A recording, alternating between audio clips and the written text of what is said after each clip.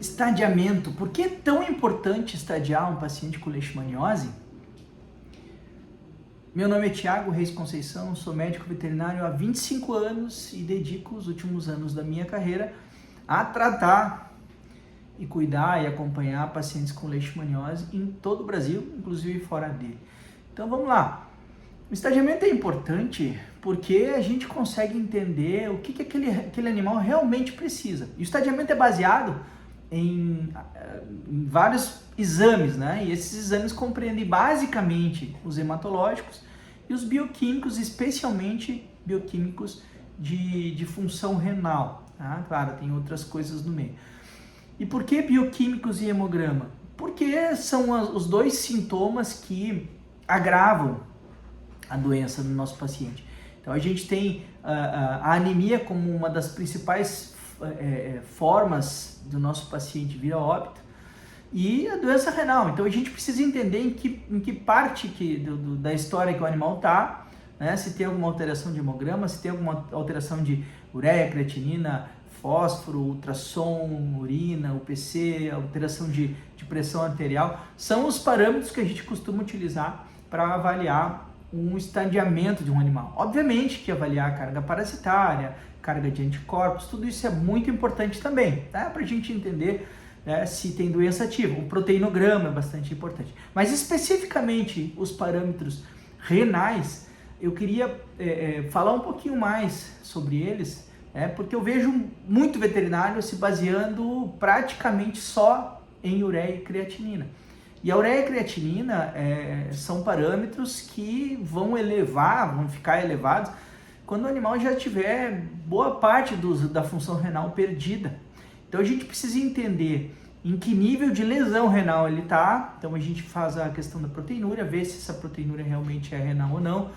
A gente precisa avaliar a pressão arterial, porque a gente sabe que esse animal, a pressão arterial, ela retroalimenta a doença renal, ela pode começar nos rins e pode piorar, agravar a evolução da doença renal.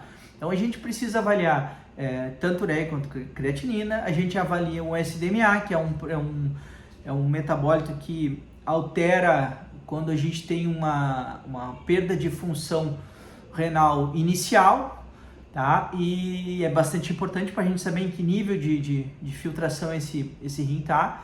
É um parâmetro que não é muito exato, mas ele nos dá uma boa ideia de onde que esse nosso paciente está. A proteinúria, como eu falei antes, é um indicativo quando a proteinúria é renal, né?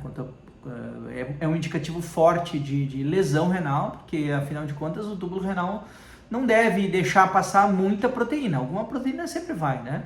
Mas não pode deixar passar a grande quantidade de proteína, porque vai lesionando esse néfron e automaticamente vai virando uma fibrose. E esse animal vai rumando a uma doença renal crônica. Tá? Então a gente precisa olhar isso no ultrassom, entender como que está essa relação córtico-medular, é bastante importante para a gente entender em que ponto que está, né, ou doença renal crônica ou de uma injúria aguda. A gente precisa avaliar a urinálise, afinal de contas a urina é o produto do órgão que a gente quer avaliar, então a gente precisa avaliar a questão urinária, precisa ver a densidade urinária, é importante o pH da urina, a gente precisa ver se tem bactéria na urina, se tem leucócito, se tem sangue, né? Porque isso pode aumentar a proteinúria e confundir um pouco a questão da proteinúria renal ou pós-renal, né? Então, esses são os parâmetros que a gente costuma avaliar para estadiamento. Então, às vezes as pessoas me perguntam, volta com o milteforam se tem uma ponta da orelha lesionada. Gente, a gente voltar para o milteforam, acompanhar um paciente positivo, vai muito além de um sintoma. A gente precisa entender em que ponto que esse animal está. O estadiamento ele precisa ser refeito a cada 4 meses. O animal não tem em geral, não tem um estadiamento fixo. A gente sempre tenta puxar ele para estágios 1 e 2, que são os assintomáticos. Mas ele pode variar, ele pode melhorar um tempo e depois voltar a recair e avançar a doença renal. Tá? Então, até porque isso tem muitos fatores que estão envolvidos, né? Dentre eles o tutor, às vezes o tutor não tem condições de fazer os exames, não volta no veterinário, muda de estratégia de controle. Então essas coisas a gente tem que levar em consideração também. Mas a ideia é sempre trazer o animal para o mínimo possível de estadiamento para que a gente possa manter ele saudável. Isso é bem possível, desde que a gente não pegue esse nosso paciente já doente renal crônico, é um pouco mais complicado, tá certo? Então o que eu queria desmistificar um pouco é essa questão do estadiamento, que as pessoas entendam, né? O estadiamento é uma classificação que vai me dizer em que ponto de doença que esse animal está, não é se ele é positivo ou negativo, não é se ele tem uma carga ou não, não é se ele tem anticorpo a mais ou não, ele pode estar estável com uma sorologia alta, ele pode estar estável com uma carga parasitária alta.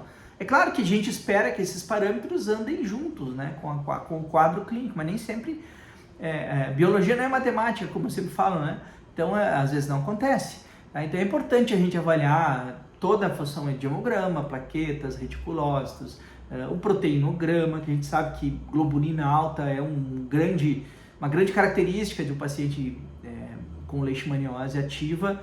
A proteína C reativa é uma proteína importante também da gente avaliar, que é uma proteína que avalia a inflamação, né, o processo inflamatório agudo. Então ela aumenta muito rápido, ela diminui muito rápido quando a gente trata, então é um parâmetro importante. Sempre lembrando que a proteína C reativa não é um parâmetro inflamatório específico da leishmania, qualquer inflamação pode aumentar o nível de proteína C reativa. E essas alterações hematológicas que a gente vê, bastante importante, né? Eu já falei em outros vídeos também, entender de onde vem essa anemia, né? Se é uma anemia arregenerativa, se é uma anemia inflamatória, se é uma anemia hemolítica, né? Até porque a leishmania tem uma característica, né? Que é essa anemia hemolítica, normocítica, normocrômica, mas nem sempre a gente pega um paciente com esse tipo de anemia, porque às vezes tem co-infecções. Então é importante a gente olhar para o hemograma também e tirar o máximo de informações. O hemograma é muito rico em informações e às vezes o veterinário se baseia mais ali no hematócrito e nas plaquetas, né? Então vamos ampliar um pouquinho mais essa nossa leitura aí, porque eu acho bastante importante. Tá bem? Então por isso que é interessante a gente estadiar e reestadiar cada vez que a gente puder, para que a gente saiba o momento de voltar ou não voltar para um milteforam, voltar ou não voltar com uma domperidona, parar ou não parar com um alopurinol, ou se for parar, o que vai utilizar no lugar dele, tá bem? Então era isso que eu queria falar hoje, né? Esse era o vídeo de hoje. Não esquece de curtir o nosso vídeo, né? De se inscrever no nosso canal. Tem muita gente que vê os vídeos e não se inscreve. Por favor, vamos se inscrever, a gente precisa que esse canal cresça com as inscrições, tá? E que vocês possam fazer bom uso das informações, e espero contar com vocês nos próximos vídeos.